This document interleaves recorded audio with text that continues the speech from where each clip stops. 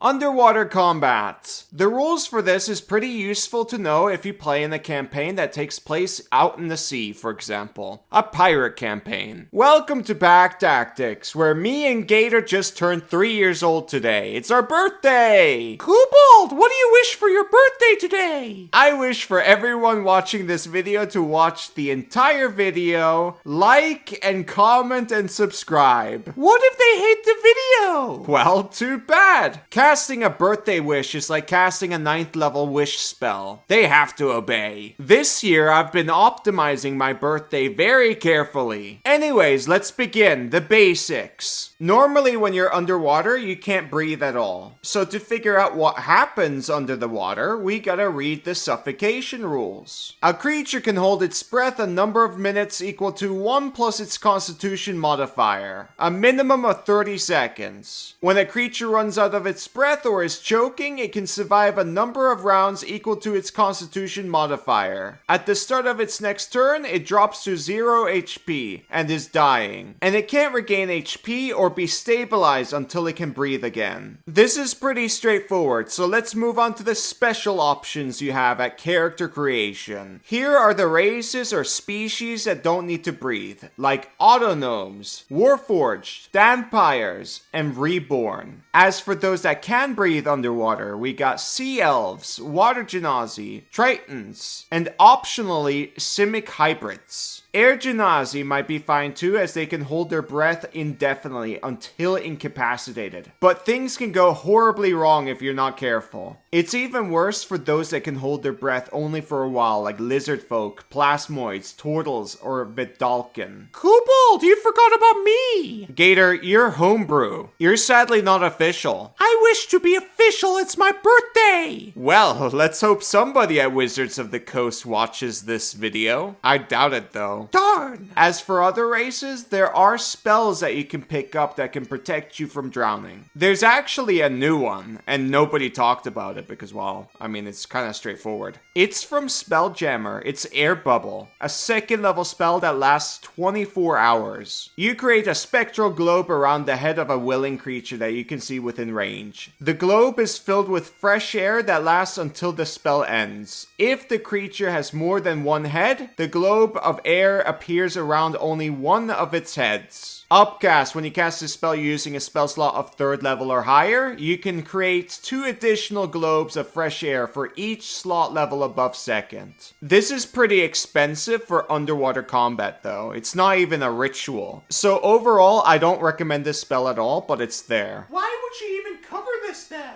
It's the only opportunity I have to cover this spell. It's actually intended for space, but you know, you can use it in the water. Anyways, you are way better off casting a higher level spell if you have access to it. Namely, the 3rd level ritual spell called Water Breathing. This spell grants up to 10 willing creatures you can see within range the ability to breathe underwater until the spell ends. Affected creatures also retain their normal mode of respiration. This also lasts 24 hours, affects more creatures, and it's a ritual. It's clearly better. It's especially nice on a wizard because you don't need to actually prepare the spell to cast it as a ritual from your spellbook. Alternatively, there are potions and other magic items that could help you out, if necessary. Your DM is probably going to hand them out to you if they want you in the water. Step 1 of not drowning is done! Now we gotta read about swimming itself. Each foot of movement costs 1 extra foot when you're climbing, swimming, or crawling. You ignore this extra cost if you have a climbing speed and use it to climb, or a swimming speed and use it to swim. At the DM's option, blah blah blah, gaining any distance in rough water might require a successful strength athletics check.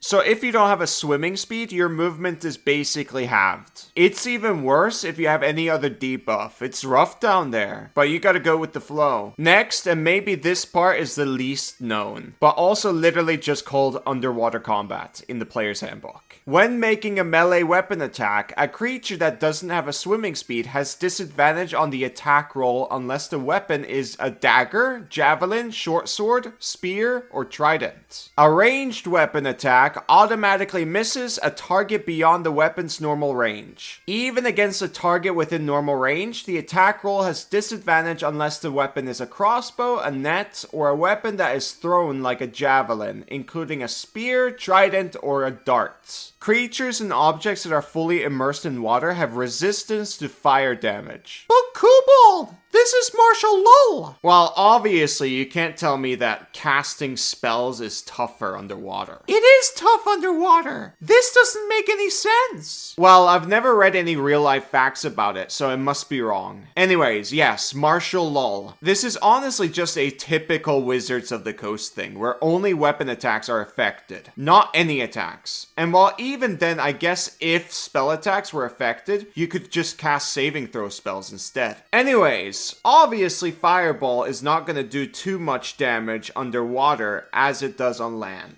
but you can still cast Fireball. Keep in mind, creatures have resistance to fire underwater. If you know your campaign will be underwater for a big portion, you might want to consider alternative spells like Vitriolic Sphere. As for martials, tough luck for the most part if you're melee. If you are ranged, crossbows are still superior, which is really funny. If you're a caster, there is a way to help your martial party members, and that's freedom of movement, which says, finally being underwater imposes penalties on the target's movement or attacks. The problem is that this is a 4th level spell that gives pseudo advantage, basically going from disadvantage to normal, and returning their movement to full for only an hour. It might not be your best bet, but underwater combat is awful for martials. Like, I feel really bad for them. So I probably would cast it anyways. One last thing for casters, and this is really important, by the way. This is your emergency button. If you want to get your party away ASAP for whatever reason, there is the possibility to cast Water Walk. This spell grants the ability to move across any liquid surface, such as water, acid, mud, snow, quicksand, or even lava, as if it were harmless solid ground. Creatures crossing molten lava can still take damage from the heat. Up to 10 willing creatures you can see within range gain the ability for the duration. If you target a creature submerged in liquid, the spell carries the target to the surface of the liquid at a rate of 60 feet per round. 60 feet might not be enough to outpace certain types of enemies, but if you also have freedom of movement, you could dash plus use this additional 60 feet per round to go around 120 feet upwards per round. This might be enough in certain circumstances. And that's it! You now know how to swim in D&D. Congratulations! Would I recommend DMs to add underwater combat in their games? Probably not. It kinda sucks for players for the most part. And even with preparations, it's messed up for martials. If you run this as like a one-off, then it can be interesting. I personally have never seen it before. But I don't recommend this as like an entire campaign, unless all of you go Trident or something. End of video. Thank you very much for watching our birthday video. For my birthday wish, I want you to like, comment, and subscribe. And maybe you can send me birthday money on Patreon. That would be super cool. But that part is optional though. You don't have to send me money. Anyways, have a nice weekend everyone and play lots of D&D. Is there anything you want to say, Gator? Yeah, for my birthday wish, I want you all to have the best D&D session ever this week. Bye-bye. Bye-bye.